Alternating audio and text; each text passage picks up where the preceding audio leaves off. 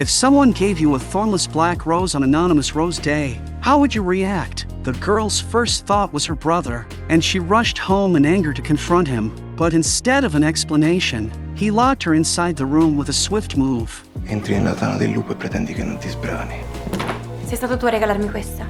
Have you noticed that every viral pseudo-sibling romance film is, at its core, portraying the thrill of the forbidden? If one story represents a passionate and bold style that lays the forbidden desire bare for your heart to race, then in 2024, this dark romance that swept across Europe pushes that restrained, broken, and haunting tension to the extreme of its genre. Many people say the essence of pseudo-sibling romance is moral provocation, but what makes this story both moving and cruel is that two children completely abandoned by the world can only cling to each other as their only light in a place without hope. A desperate grasp that becomes both salvation and burden. This is not a fleeting impulse of adolescence, but a dark and deeply emotional destiny that was foreshadowed in the orphanage since childhood. The girl's name is Nika, and when she was 8 years old, a car accident took everything from her. 1 second she was the cherished jewel in her parents' hands, and the next she became a homeless orphan, sent to an orphanage that every child called a grave. There was no sunlight here, no laughter, only the cold and rigid rules of the headmistress Margaret. Here, there were no individuals, only the collective, and all personal belongings were confiscated. Qui abbiamo poche regole. Ordine, rispetto e obbedienza.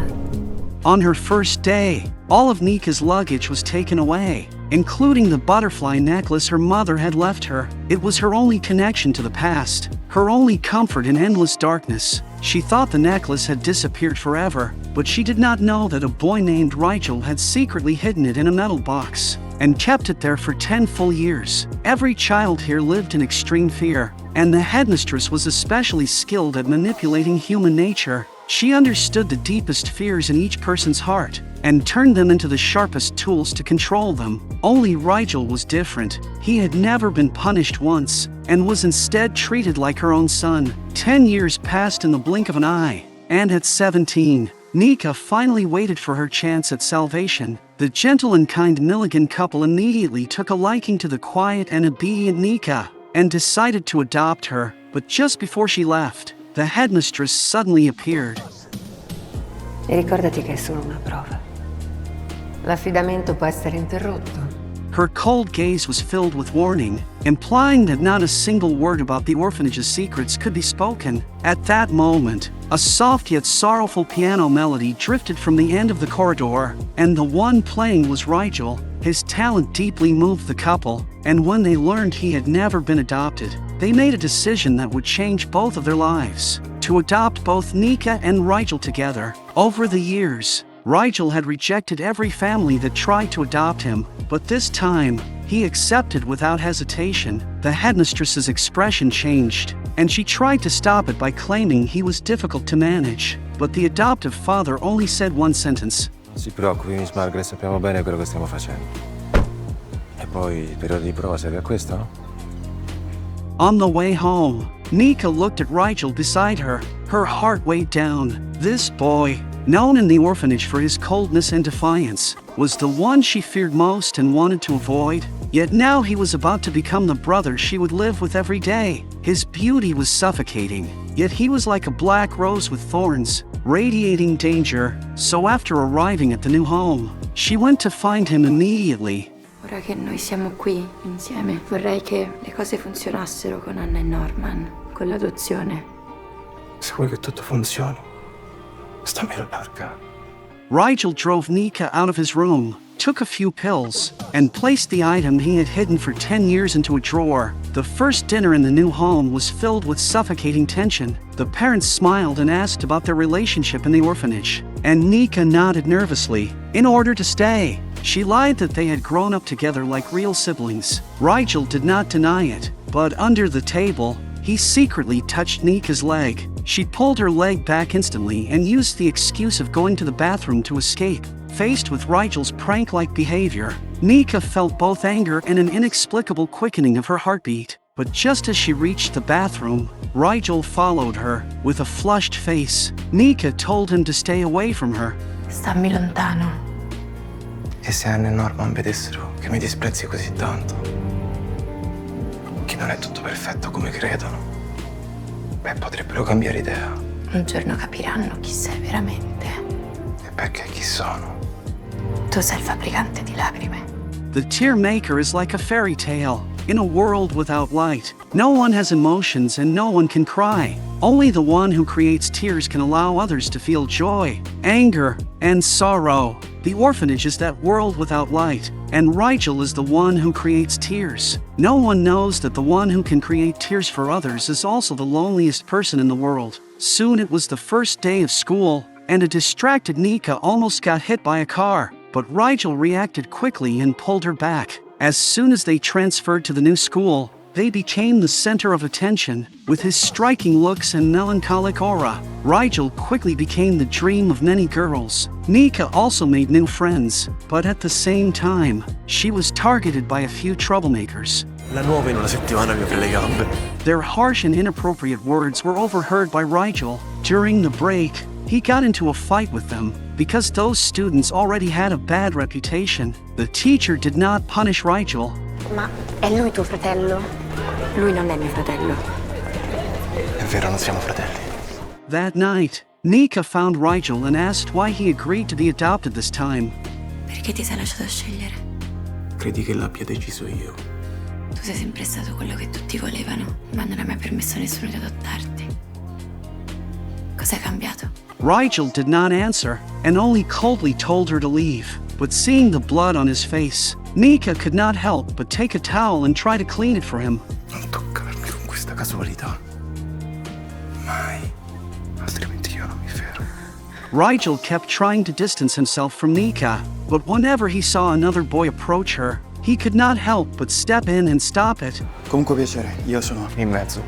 On the weekend, their adoptive parents took them shopping for clothes. The adoptive mother picked out a blue floral dress for Nika, and the moment she walked out wearing it, she clearly saw Rigel's eyes light up, his gaze lingering on her. Unable to look away, Nika felt extremely uncomfortable under his stare, and turned around and hurried back into the fitting room. The adoptive mother brought over a belt to match the dress, but the moment the belt tightened around her waist, Nika's pupils suddenly shrank, and memories from her childhood came flooding back. As a child, she was terrified of the dark, and every time she made a mistake, the headmistress would tie her up alone in a small dark room. Whenever she screamed in fear until her voice gave out, a hand would always reach out from the darkness and hold hers tightly, giving her a faint sense of warmth. The overwhelming fear caused her vision to go black, and she fainted. When she woke up, it was already the next morning. That day happened to be the school's garden day, where every student would anonymously give a rose to the person they liked. And different colors of roses carried different meanings. Nika originally thought she would not receive any roses, but the moment she opened her locker, a pure black rose was lying quietly inside. Significa amore tormentato, ossessivo, che non ha nulla di puro. Sai chi può avertela mandata? Everyone was whispering, guessing who would send such a forbidden rose. Only Nika knew who the sender was. She ran home like she had lost her mind, and rushed into Rigel's room to confront him. Rigel suddenly appeared behind her and locked her inside the room. Sei stato tu a regalarmi questa. Lasciala, è mia. Nika! The adoptive mother's voice came from downstairs, pulling both of them back to their senses. C'è un ragazzo che ti aspetta. Il Garden Day ha colpito nel segno. It turned out that Lionel, the boy who had been pursuing Nika, had come to invite her out for ice cream. In order to calm her chaotic emotions, Nika agreed. The scene of Nika walking side by side with Lionel was clearly seen by Rigel upstairs. Jealousy churned inside his chest, and he could only vent it by playing the piano frantically. But the more he played, the worse his headache became, and he had to rely on medication to ease it. When Nika returned, she saw him curled up beside the piano, clearly in pain. She stepped forward to show concern, but was met with his emotional outburst. Dice il che hai. Non toccarmi! Nika froze. She stood there looking at his painful silhouette, her heart aching and feeling wronged, yet she did not leave. Nika knew that Rigel was not truly bad, and instead, she wanted to understand him more. That night, Rigel went out into the heavy rain. When he came back, he was completely soaked. and there were fresh injuries on his face. It turned out that he had gone to Lionel's house and got into a fight with him without explanation. Che cosa hai fatto? Cosa ho fatto per meritarmi questo? Non toccarmi. Dimmi perché. Tu sei il mio fabbricante di lacrime. Because of the rain and his injuries, he developed a high fever. The adoptive parents happened to be away, and Nika was the only one at home. It took all her strength to carry him back to the bedroom. She removed his soaked clothes, changed him into clean sleepwear, and gave him medicine to reduce his fever. Just as she finished giving him the medicine and was about to leave, Rigel, in his blurred consciousness, could no longer suppress his emotions. Rimani qui. Ti prego. Nika's heart softened instantly, and she gently patted his back, staying by his side for the entire night. The next morning, the two of them returned to their usual relationship, and neither of them mentioned what happened that night. Soon, Rigel's birthday arrived. The adoptive parents held a small birthday party for him, and even brought Nika's good friend Adeline from the orphanage. And Adeline was the only one who knew Rigel's feelings. It turned out that the warm hand in the darkness had always been Rigel's. Nika had always thought it was her good friend Adeline. Whenever Nika was about to be punished, Rigel would deliberately cut his own hand to draw the headmistress's attention, and all of this was witnessed by Adeline. Rigel knew that the headmistress had a distorted sense of possession over him, so he never dared to show his feelings for Nika, afraid it would bring her harm. After leaving the orphanage, his feelings for Nika only grew stronger. He wanted to get closer, yet feared hurting her. Before she even realized it, Nika had already become the person he cared about the most. Perché non le dici che ti sei fatto scegliere solo per restare con lei? Lei ha sempre sognato una famiglia. E non sarò io a portargliela via. Devi dirglielo che eri tu a tenerle la mano. Lei crede che sia sempre stata io. Non esiste una favola in cui il lupo prende per mano una bambina. Adeline found Rigel and encouraged him to tell Nika the truth, but he refused. He did not want to destroy the family that Nika had finally gained, so he chose to bury his feelings deep inside. What he did not know was that Nika had already developed feelings for him as well. Nika had prepared a gift for Rigel, but it was accidentally broken by Lionel on the way. That night, she found Rigel to apologize, saying she could make it up to him with anything he wanted. Looking at Nika in front of him, Rigel could no longer suppress his emotions. Just as the two were about to acknowledge their feelings for each other, the doorbell rang, and it was Lionel again. Mica state per diventare fratelli! E se si sapesse in giro? Pensi che i tuoi genitori ti vorrebbero ancora? Vattene! He saw everything through the window, angrily accused Nika, and even tried to force a kiss. Nika pushed him away and clearly said that the one she loved was Rigel. However, when she returned to the room, Rigel once again restrained his emotions. Continui a illuderti, a credere nella favola. Ma noi siamo rotti, siamo scheggiati. Sì, è vero. Noi siamo rotti. Non siamo come gli altri. Ma forse ci siamo spaccati in 1000 pezzi, solo per incastrarci meglio. È da tutta la vita che desideri una famiglia. E te la meriti. Ti meriti nuovi amici, ti meriti un ragazzo normale. Tu qui sei felice. Io sono felice perché ci sei tu. E poi? E poi cosa? Come pensi che andrà a finire questa storia? Io posso solo farti male.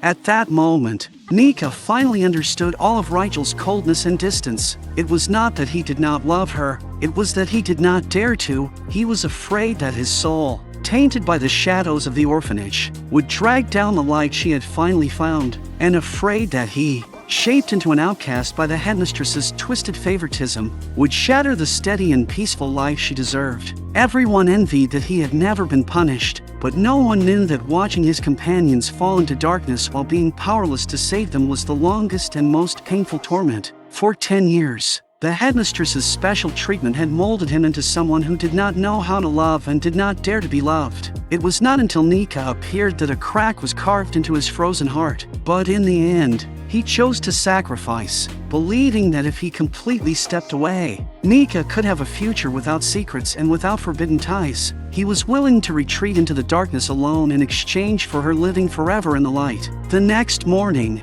Rigel went to the adoptive mother and refused the adoption. asking her to give Nika the necklace he had kept for 10 years. Nika knew nothing about this and went to school to attend the masquerade. Lionel took the opportunity to invite her to dance, and without thinking much, Nika agreed, but he tricked her into a secluded classroom with bad intentions. At the same time, Rigel, who had already left, suddenly felt uneasy and turned back. Smettila!